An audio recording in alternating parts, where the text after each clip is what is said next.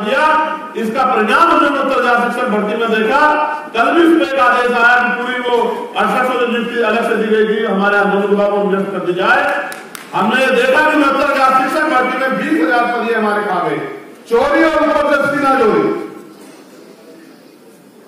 और फिर इनके बचाव में न्यायालय खड़े हो जाते हैं। ये अच्छा नहीं।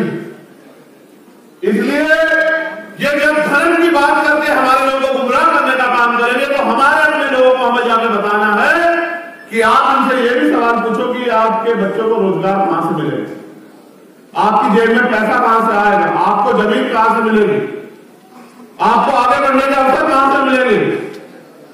अभी मुख्यमंत्री जी ने एक काम और किया, मैं उस पर भी आऊंगा।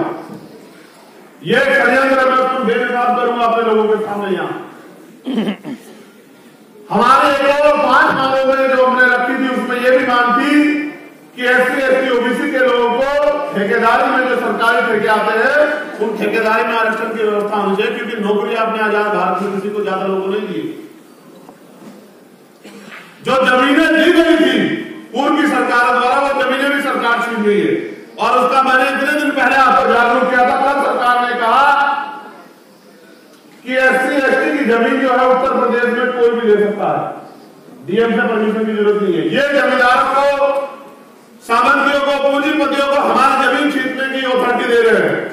तो मैंने मुख्यमंत्री से अभी ट्वीट करके कहा, ये मेरा संदेश है उनको कि ये गलतफहमी में मत रखना कि इनको कोई संभालने वाला नहीं, इनका कोई रक्षक नहीं है। अगर ये गलतफहमी है मुख्यमंत्री को अगर ये गलतफहमी हो गई हो कि इनका कोई रक्षक नहीं, इनके पीछे खड़े होने वाला कोई नहीं, तो जब तक हम बाबा साहब अम्बेडकर के बेटे जिंदा है तुमसे आज की लड़ाई लड़ेंगे। याद रखना।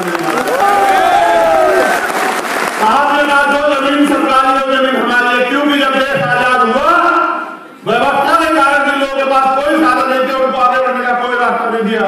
अगर ना होते बाबा साहब अम्बेडकर तो आज हमारे तन पर ये कपड़े भी नहीं होते। इसलिए मैं सरकार को के माध्यम से चेतावनी देना चाहता हूं कि हिंदी और भारतीय जनता पार्टी जहां सरकारें कि अपने षड्यंत्र करने बंद कर दो, वरना अंजाम दुर्घटना बहुत बुरा होगा। इस बात को याद रखना।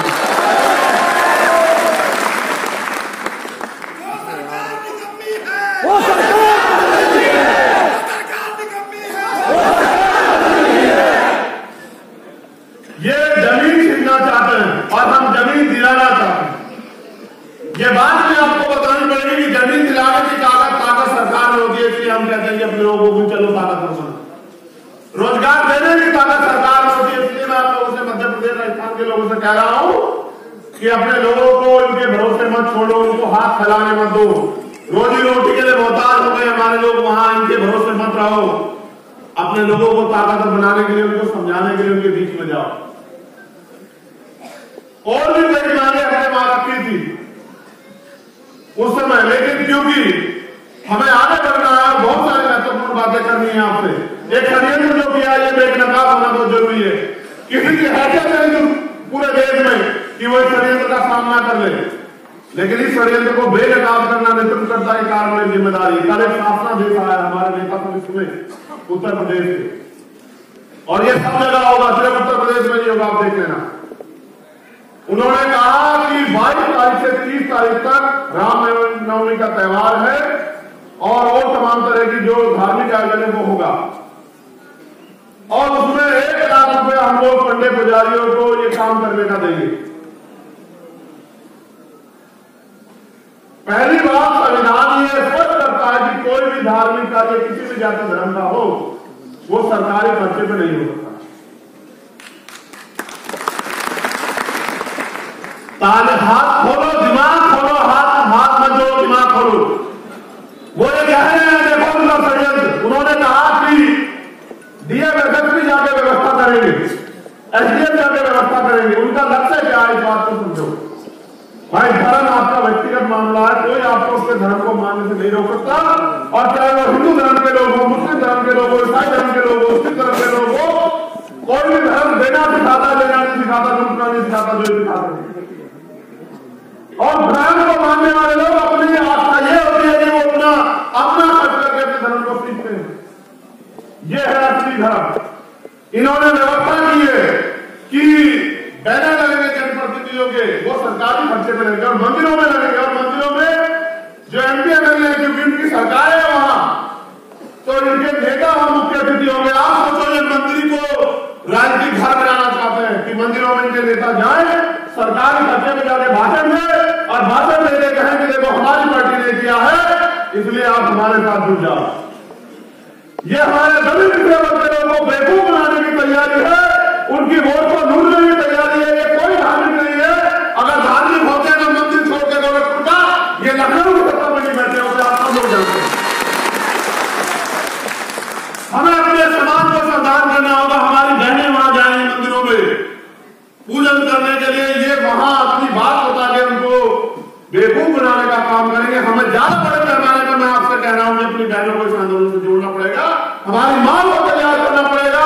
हमारी बहुजन सेना जो इतिहास उनका गवाह है, इतना बड़ा इतिहास है, मां सावित्रीबाई फुले से लेके मां अंबिकाबाई लोधी, मां झलकारी बाई, मां पन्नादाई, इतना बड़ा इतिहास है जिसका कोई तोड़ नहीं। उन वीरांगनाओं को, जो आज की वीरांगना, उनको तैयार करना पड़ेगा। कुछ यहाँ बैठी है, कुछ घर पे, उनको हमें जाकर समझाना पड़ेगा कि इनसे कहो कि अगर बातचीत करना है, तैयार करना है तो महिलाओं को सशक्त करो और हर महिला को रोजगार।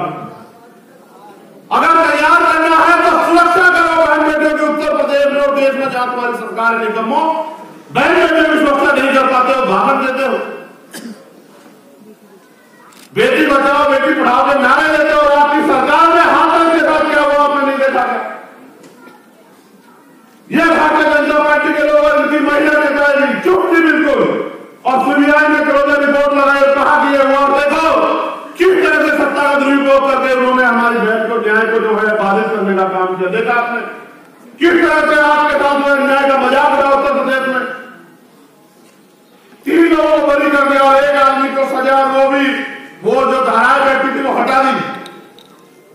पूरी सरकार खरीदी आरोपियों को बचाने के लिए। केवल भीम आर्मी के लोग जमीन पर लड़ रहे थे उस समय, आजाद समाज पार्टी के लोग, और उनका दबाव था दिल्ली में कि मुख्यमंत्री को मजबूर होना पड़ा न्याय के लिए, लेकिन फिर भी न्याय के साथ घोटाला किया। याद रखना कि गुंडों को बचा नहीं पाओगे मुख्यमंत्री, मेरी बात को याद रखना।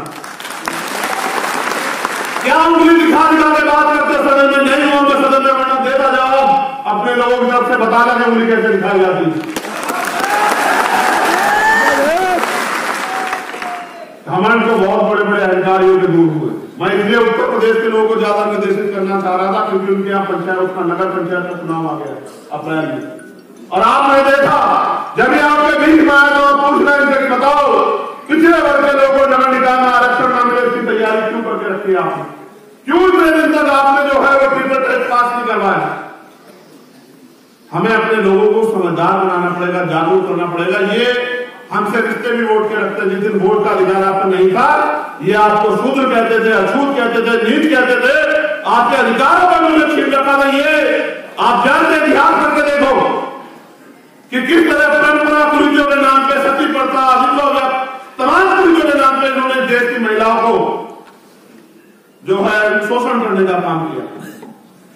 मेरे मूल निवासी बहुजन समाज के लोगों, अपने दिल में हाथ रखकर पूछो कि सती प्रथा के नाम पे अगर आज सती प्रथा होती और आपके घर में अगर आपके घर में कोई बहन विधवा हो जाती, चाहे वो आपकी बहन हो, भाभी हो, मां हो, उसको सत्कलों में बांध के अगर जलती चिता पे लगाया जाता तो आपके छाती पे क्या बीती, आपके दिल पे क्या बीती, आप सोचते रहे। क्योंकि तब हम पे अधिकार नहीं थे। देश कब गुलाम हुआ? जब इस देश के बहुजनों को लड़ने का अधिकार नहीं था, उनको हथियार उठाने का अधिकार, तब गुलाम हुआ। आज गुलाम करके दिखा दो। अगर किसी की माने दूर में की, चाहे वो चाइना, पाकिस्तान या कोई सा भी दे दो, जिसको गलत फहमी हो और गुलाम बना के दिखाओ। ये गुलाम तब हुए हम जब इनके हाथ में पावर थी और हम बहुजन लोगों को, दलित पिछड़े आदिवासी और अल्पसंख्यक लोगों को कहा कि तुम हथियार नहीं उठा सकते हो। आज तो हम अपने हकों के लिए लड़ने को तैयार हैं। मैं आपसे ये भी कहना चाहता हूं, पूरे देश के लोगों को आप जाके वहां मुझे रिप्रेजेंट करेंगे। आप बताइए, मैंने कहा था डायरी में लेके आना कि हम क्या चाहते हैं। मैंने आपसे अपील की कि पार्टी गाइडलाइन से अलग हटके अनुशासन को त्याग कर कोई काम न किया जाए। आपका अनुशासन आपकी ताकत है। जब आप अनुशासित रहेंगे इससे आपकी ताकत बढ़ेगी। जब आप गाइडलाइन पे रहेंगे तब आपकी ताकत बढ़ेगी। जब हम भीड़ बन जाएंगे आपकी ताकत नहीं बढ़ेगी। इसलिए जो पार्टी के आदेश आते हैं उनको पालन किया करो भाई। ये बात मैं आपसे कहता रहता हूं भाई। जितना इस पार्टी के लिए मैं जिम्मेदार हूं कि आप लोग जिम्मेदार नहीं हो, जो सब लोग बैठे बता देना, जो सब लोग बैठे बताओ क्या मैं अकेला जिम्मेदार हूं, क्या सारा भार मेरे कंधों पे या आपके कंधों पे भी है? तो आप लोग ये क्यों नहीं ख्याल रखते कि किसी भी कारण आपकी पार्टी का मान सम्मान कमजोर नहीं पड़ना चाहिए। आपकी किसी बात से आपके किसी साथी को बुलाने अपमान महसूस नहीं होना चाहिए। क्या आप इन बातों का ख्याल करने लगते हो? इसे दिशा निर्देश के तौर पर मैं कह रहा हूं कि जो आपसे वरिष्ठ साथी हैं उनके आदेशों का पालन किया करो। और आपको कोई शिकायत हो तो उसको जब मीटिंग हुआ करे, समीक्षा हुआ करे, तब जो है अपनी बात को रखा करो। सार्वजनिक उपक्रमों पे अपनी बात को ना रखा करो। उससे आपकी पार्टी आपके संगठन की छवि को धब्बा लगता है। क्या आप अपनी पार्टी संगठन के विरोधी हो? तो आपको चाहिए कि संयम और धैर्य के साथ अपनी बात को समय मिलने पर रखें, धैर्य रखें। अगर आज मुलाकात नहीं हो रही है तो जरूरी नहीं कि आज इस बात पर चर्चा 4 दिन बाद मुलाकात होगी, सब चर्चा हो जाएगी। अभी हमारे वरिष्ठ साथी ने मुझसे कहा कि भाई मुझे आप उत्तर प्रदेश की लिस्ट दे दो। तो मैंने उनसे कहा, क्योंकि वो बहुत धैर्यपूर्ण हमारे नेतृत्व करता है, तो मैंने उनसे कहा कि जब हम दोबारा मिलेंगे तब मैं आपको दे दूंगा। उन्होंने एक बात समझ लिया, आप भी समझा करो। अब ये पूरा आपके कंधों पे है, स्पेशली नौजवान लोगों के। ये नौजवान लोगों के कंधे पे है। मैं बिहार के साथियों का भी धन्यवाद करना चाहता हूं कि उन्होंने बहुजन समाज जोड़ो भाईचारा तैयार करो यात्रा के जरिए पूरे बिहार में जो सत्ताधारी दल के साथी लोग हैं उनकी यात्रा में जितनी भीड़ उन्होंने जुटाने का काम किया, जितनी मेहनत करने का उन्होंने काम किया, मैं वहां पे नेतृत्व करता दोनों साथियों का। और वहां से पहुंचे सभी और जो वहां हैं उन सभी साथियों का दिल से धन्यवाद करता हूं कि वहां पे उन्होंने आपने एहसास करा दिया कि आने वाले कल में आजाद समाज पार्टी की आदमी के बिना वहां भी आगे राजनीतिक आंदोलन उन लोगों का नहीं बढ़ सकता। तो इस बात को आगे बढ़ाते हुए मैंने बीच में भी कहा और आप सब आपसे पुनः कह रहा हूं, क्योंकि आधी आबादी को ये लोग प्रभावित करने का काम करेंगे, इसलिए मैं आपसे कह रहा हूं कि ज्यादा बड़े पैमाने पे बहुजन समाज की महिलाओं को आप लोग अपने संगठन पार्टी से जोड़ने का काम करें, उनको जिम्मेदारी देने का काम करें, उनको समझाने का काम करें, उनको एहसास कराएं कि देश में क्या चल रहा है और देश में जो देश के दुश्मन लोग हैं, जो नकली राष्ट्रभक्त लोग बनते हैं, वो क्या करना चाहते हैं, ये बताने का काम भी आप महिलाओं को करें। ठीक है।